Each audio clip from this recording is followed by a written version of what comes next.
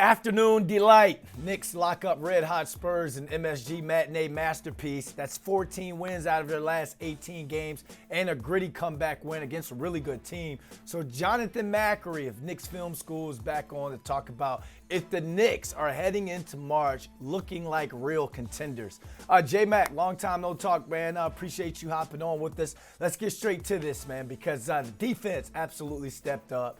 Diarra gave them some good and solid minutes. Mikal Bridges looked like he was worth all those first-round draft picks. I think it was an overall culture win for these guys. So was that a statement win for the Knicks going into the month of March? And are they back to looking like real contenders out of the East?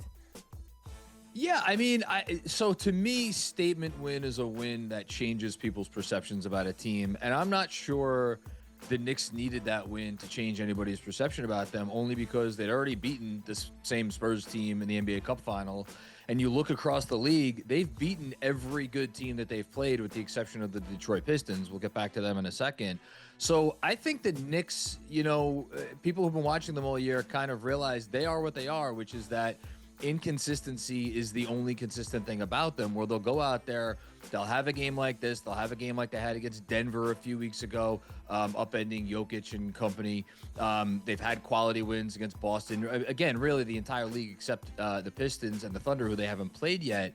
But the thing I want to kind of fall back on, and why I think you do have to consider them at the end of the day real contenders for the title, is you mentioned 18 games, how they've 14-4 in their last 18 games. They're the number one defense in the league over that stretch. And what were we talking about for the first several months of the season? We were talking about a Knicks team that were they going to be able to defend well enough with Karl-Anthony Towns and Jalen Brunson both on the roster? They seem to have solved that issue. So provided that the offense keeps doing its part, and I know there's been some shaky moments over the last couple of weeks, I think they are looking like a team that at least has a chance to play into June and win the title, which is all you could ask for. All right, so we agree that consistency is going to change the perception on this team, especially when it comes to defense. Now I got an individual player that we should kind of put into the bullseye right now. We all can agree that Cat gets himself a lot of heat, and people question if he's the right number 2 for Jalen Brunson. But I feel like Mikal Bridges can make both of these guys' jobs a lot easier if he consistently changes the perception about him and plays the way he did against the Spurs. Does Mikal Bridges hold the key to how far the Knicks can go this season?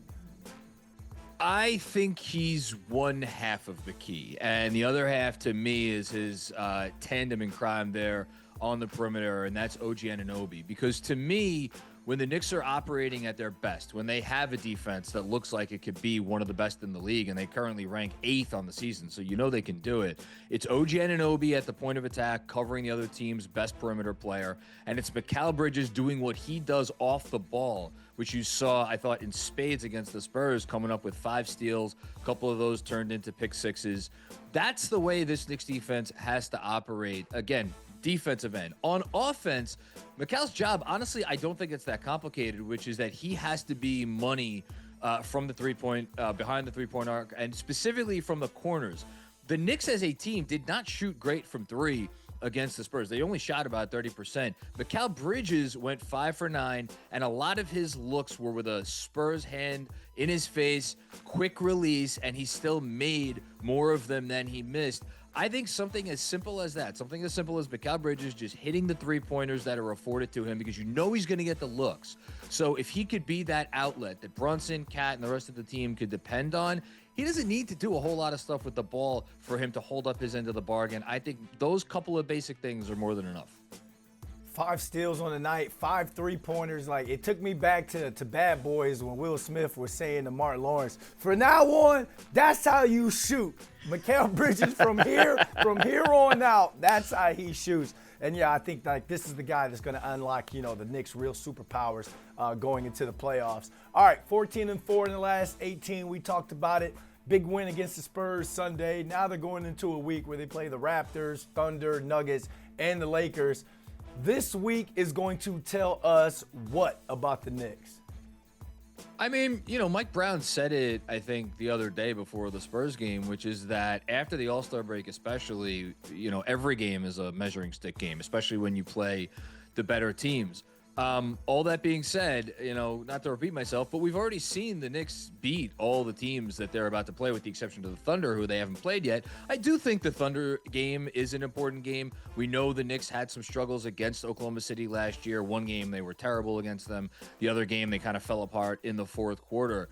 But overall, it's not that any one game here or even this week is going to tell me, something about the Knicks that I didn't already know. I am just looking from a fan's perspective, can we see more consistency from them? There's that buzzword again, from now until the postseason, because if they go out there and they, throw up another stinker or two on the board, I think it's just going to reinforce the perception that we don't know which Knicks team we are going to get when we get to the middle of April, May, and, if they even get that far, June.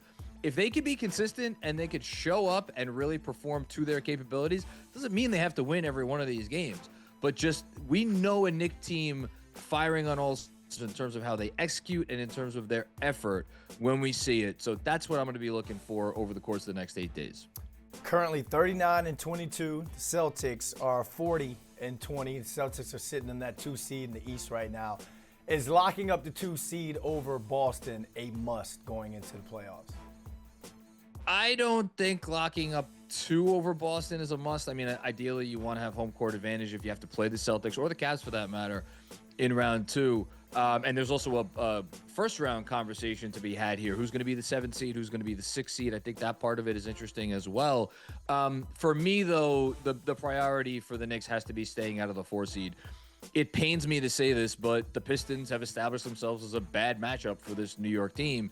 And you could tell me the Knicks are going to turn it around in the playoffs. But I think based on what we've seen in the regular season, all things being equal, if you can potentially avoid the Pistons until the Eastern Conference Finals, or probably better yet, have some team, whether it's the Celtics or the Cavs or whoever, knock off Detroit so they don't even make it to the Eastern Conference Finals, I think that's, the best thing, all things considered.